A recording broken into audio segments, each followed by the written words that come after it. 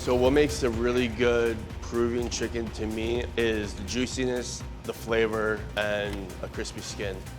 Our menu is pretty streamlined, is what you would see in Lima and the Polleria. We do chicken, fries, salad. I want people to come in and know that they're getting the quality, the execution of a fine dining restaurant, but in a casual, fun space. We've been open just under a year, and the community in Phoenix has been very supportive. It's special. It's something that people can relate to. Who doesn't love chicken and fries? So right now we're gonna run through the build for our sandwich. We have our chicken in our demi that we make in-house. We reduce chicken feet and chicken backs. We take some of the jus from the chickens from the rotisserie as well. Double punch, double whammy. Traditionally, salsa criolla is lime juice, ají limon, and red onion.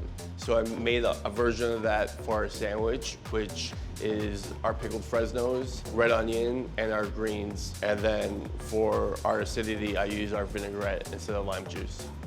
It's very complex and delicious, and there's really nothing like it.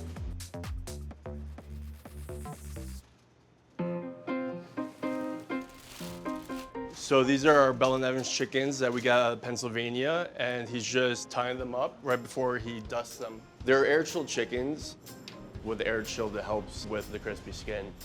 So we tie them so they stay intact and they cook evenly. If we didn't tie these up, they would probably fall apart in the oven. The wings would be all over the place and they'd be breaking, and we wouldn't want that. I would do more if I could fit more.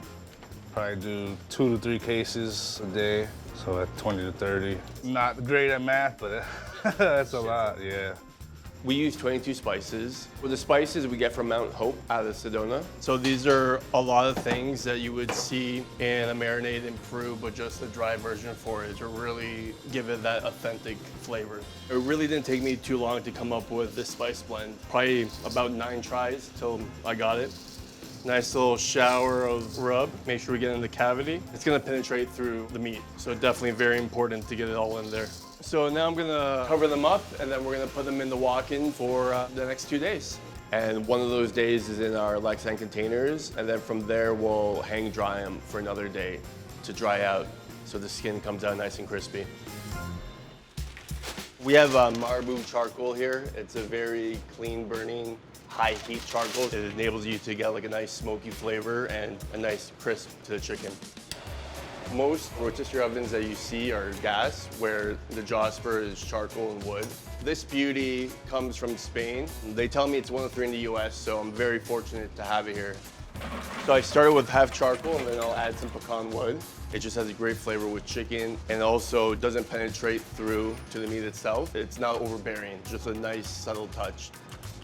My background in food, I started when I was 25. My family had a burger shop in Phoenix, so helping out with them. And then from there, I moved to Peru to learn more about my heritage and cooking. I was there for 3 years, and it was just a really impactful time in my life. That's where I met my business partner, David Galaba. It was always a dream of ours to open up a place. So normally we can fit about 40 chickens on here. We let them cook for about an hour. As we sell, we'll keep on adding more chickens so they can be as fresh as possible. I worked in fine dining in Japan and Peru. Fine dining, it's fine-tuned, you have to be accurate. What we're doing here, it's the same from the chicken to the fries. From what they tell me, people really love the French fries here. So, trying to be modest.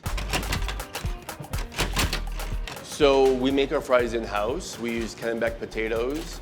We punch them out, let them soak, and then from there, we blanch them. We let the potatoes sit for a couple minutes just to break down the starches. It's a water and white vinegar solution. We're about to start boiling them. 50 pounds, a little more now. Yeah, you can't really break it down into one specific thing that makes them great. It's the whole love and effort that goes into it. We don't have a jet engine burner, we just have this guy. It's a struggle when we have to do this while we're open. We have a lot on our plate. It can get a little hectic. And I've got 1.5 more boxes to go through. It usually takes about 3 or 4 hours total from start to finish. But now we're gonna let these sit for about 20, 25 minutes. Peru is the land of potato, and it is very traditional to have just fresh made fries on a regular basis for whatever the cuisine may be. It's just so ingrained in the culture of Peru, the potato, that they use it for everything, and it's very sacred to Peruvians.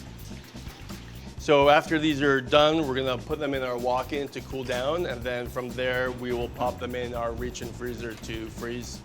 Once they're frozen, we're able to fry them, so we will double fry them for the optimal crunch that everyone enjoys. So the oil we use here is rice bran oil. I found that it imparted a nice flavor, and it just really worked out for the fries that we make here. Some say they're the best they've ever had, and we even have people come in just for the fries.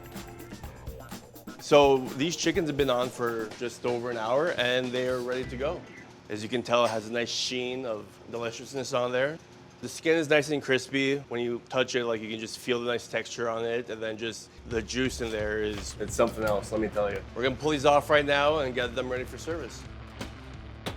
Chicken? Yeah. Okay, it's gonna come with a salad. We probably go through around 70 chickens a week. It's been pretty consistent in that regard. So I'm gonna give it a little extra char for flavor and crispness, give that a little smoky flavor, and then I also flip them over so I can get the skin even crispier. The community in Phoenix has really been very supportive, and we've gotten a lot of notoriety in such a small amount of time. So these are 3 sauces. In Pollerias in Peru, these are like the basic sauces they're gonna have. The main sauce that they're gonna have in a chicken shop, in a pollo a las brasas, is gonna be the yellow one. The sauces are just traditional. They're part of the experience of eating pollo a la brasa. It just really accentuates the flavors of the chicken itself. So we get our chilies imported from Peru. It's very traditional in Peru, in the polleria, to have ají amarillo-based sauce, as well as rocoto, which is my favorite. It's a spicier chili, very fruit-forward, similar to a habanero. And we make a verde sauce, which is made with jalapenos and cilantro. We have a pretty big Peruvian population here. We were very fortunate that they came out in support when we first opened. It was just very humbling. It really reminded them of home. The vision I have for Mister Pio is really to show the people of Phoenix the great culture that Peru really has and the vibrancy. A lot of places put more thought into their ambiance than what they're really trying to do and showcase with the food that they're doing. For Mister Pio, it's really the opposite. It's not anniversary night every night, right? Like, sometimes you just want to have that execution and that quality. I just want good food. Like, when you're working with great products, you're already halfway there. Like, that's half the battle. Take something that's quality and special and just do your best not to f it up.